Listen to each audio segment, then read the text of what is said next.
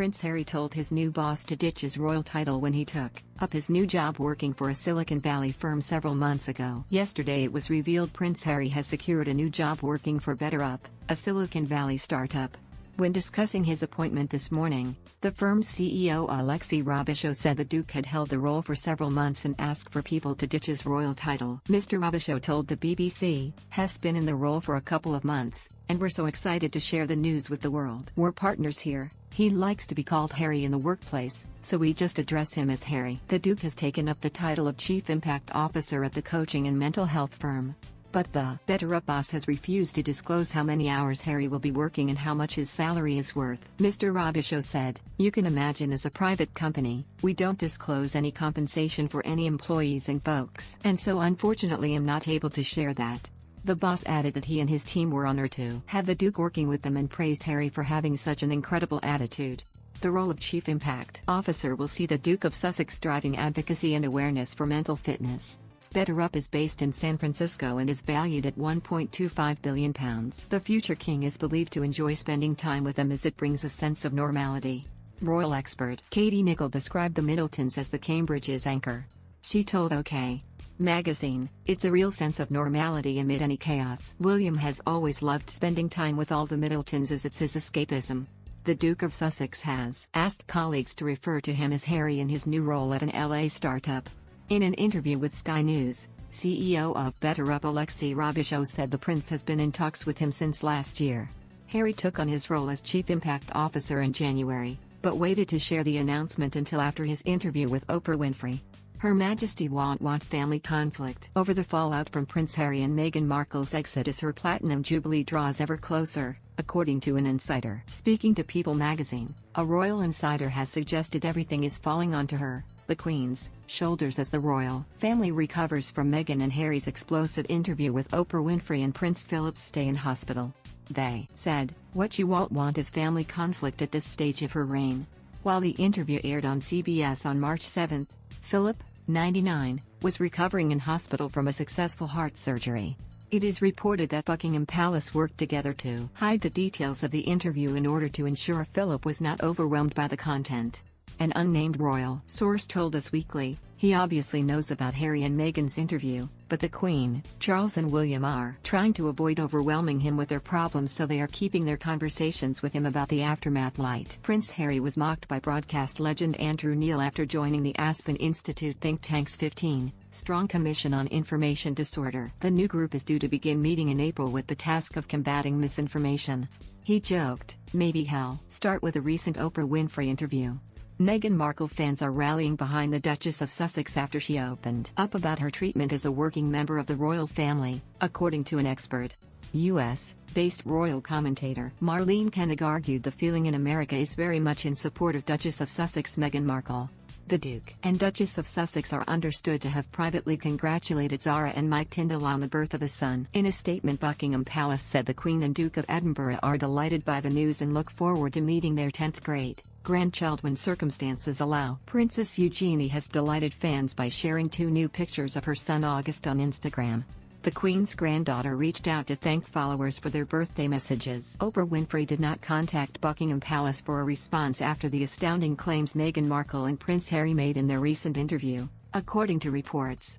Prince Harry has been mocked on social media following the announcements he has taken on 2 new jobs. Prince Charles was stopped giving Meghan Markle and Prince Harry more ammunition after their explosive interview about the royal family. Prince William always insisted the royal family treat Kate's parents Carol and Michael Middleton well, according to a royal expert. Prince Charles and the Duchess of Cornwall have begun a 2-day trip to Greece held to celebrate the nation's bicentenary. Meghan Markle and Prince Harry's interview with Oprah Winfrey suggests they will not fit in with Hollywood's elite circle of celebrity couples such as the Obamas, Clooney's and Gates, a commentator claimed. Genevieve Roth, who leads the social impact and culture change agency Invisible Hand, has joined forces with Arch Ewell, Meghan and Prince Harry's organization, it was announced earlier this week. In a recently resurfaced article, Ms. Roth discussed how she only realized after marrying her husband Jordan that she had internalized racism. In a Good Housekeeping article she penned last year, Ms. Roth wrote, "It does not matter how many marches I have planned or how many progressive candidates I have campaigned for or how many times I have chanted Black Lives Matter in the streets, I am rife with internalized racism and unconscious bias. And to all of the non-black folks reading this, we need to get clear on something, so are you." She said meeting her husband was pivotal in opening her eyes to racist tendencies written in at a cellular level. Mike Tindall has joked about getting the snip after his wife Zara gave birth to a baby boy last weekend. The former England rugby player revealed the couple welcomed their third child this weekend, baby Lucas. When speaking to his former teammates on their podcast, Mike joked about getting a vasectomy now he has finally fathered a boy, something he has wanted for some time. Speaking on his podcast, The Good, the Bad, and the Rugby, Mike joked he would be having a vasectomy, and said, "I literally was like, yep, snip, snip, snip. I've got a boy. I'm out. I'm out of here." Prince Harry is to cover yet a new role. It was revealed today just hours after it was announced he had secured a job in the start-up. Prince Harry is joining the Aspen Institute's new Commission on Information Disorder as a commissioner. The Duke of Sussex is joining 14 other commissioners and 3 co-chairs to lead a 6-month study on the state of American misinformation and disinformation. The list of commissioners was released today and includes several prominent figures alongside Prince Harry. Prince Harry has been mocked over his new job after it was announced he has been appointed Chief Impact Officer at a U.S. company. The Duke of Sussex, who has quit royal duties with Meghan Markle for a new life in America, has taken on the role at professional coaching and mental health firm BetterUp. But news of Harry's new job was mocked by the Center for Social Justice think tank. The think tank tweeted, "As we have always said, work is the best route out of poverty." Harry, who complained during his Oprah Winfrey interview that the royals cut him off financially in the wake of Brexit, said he was really excited to be taking on the position. It is not clear what the role will involve, what hours he will be working or how much he will be paid. Prince told his new boss to ditch his royal title when he took up his new job working for a Silicon Valley firm several months ago. His new boss Alexei Robichaud told the BBC, "Has been in the role for a couple of months, and we're so excited to share the news with the world. We're partners here. He likes to be called Harry in the workplace, so we just address him as Harry." The Queen and Prince Philip celebrated the birth of Zara and Mike Tindall's first son, and admitted they can't wait to meet him. The Queen and Prince Philip shared their happiness with the world after Mike announced he had become the father of a baby boy. In their brief statement, the elderly couple revealed they are looking forward to meet the youngest addition to the royal family in person. However, they conceded the meeting will take place only when government regulations on coronavirus will allow it. A Buckingham Palace spokesperson said, "The Queen and the Duke of Edinburgh are delighted with the news and look forward to meeting their 10th great-grandchild when circumstances allow."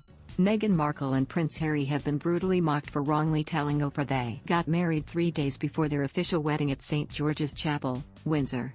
As Meghan and Harry have now set the record straight and admitted they did not wed in their back garden, the pair have been heavily mocked by Express.co.uk readers. Many stated the wedding claim was a clear lie and called into doubt other allegations made in their tell-all interview. One person wrote, "The problem is that they must have known that they were lying, so how can we trust the other statements they have made?" But of course Meghan has documents to prove her allegations.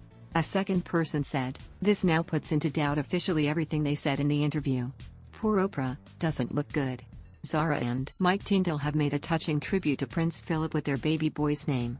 The Queen's granddaughter, 39, and the ex-England rugby player, 42, have named their son Lucas Philip Tindall, after his great-grandfather the Duke of Edinburgh, who recently underwent heart surgery during his longest-ever hospital stay. The moniker is also a nod to Mike's father, who is called Philip.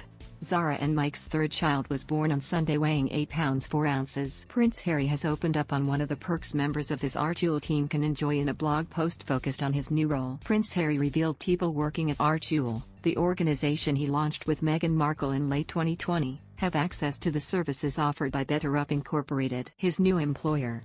In a blog post he penned to confirm he was joining the fast-growing coaching and mental health firm. The Duke of Sussex said, "I've personally found working with a BetterUp coach to be invaluable. I was matched with a truly awesome coach who has given me sound advice and a fresh perspective. And because we believe in strengthening our own mental fitness, our entire Archewell team also has access to BetterUp coaching." Prince Charles and Camilla should not go ahead with their royal visit to Greece, according to an Express.co.uk poll. Readers voted in our poll on whether the Prince of Wales and the Duchess of Cornwall's official two-day visit to Athens, which starts today and is at the request of the government, should be cancelled. It comes as people leaving England for a foreign holiday could face a £5,000 fine under coronavirus rules. Some 71% of respondents, 2,969 people, said heir to the throne Charles and his wife Camilla's trip should be cancelled amid the holiday ban, while 29%, 1,149 people, said the visit should continue as planned. Less than 1%, 24 people, said they didn't know. Express.co.uk polled 4,142 people from March 23. 24 Zara Tindall, the Queen's granddaughter, has given birth to a baby boy. Her husband Mike Tindall confirmed the news on his rugby podcast today. The couple already have two girls, Mia, 7, and Lena, 2.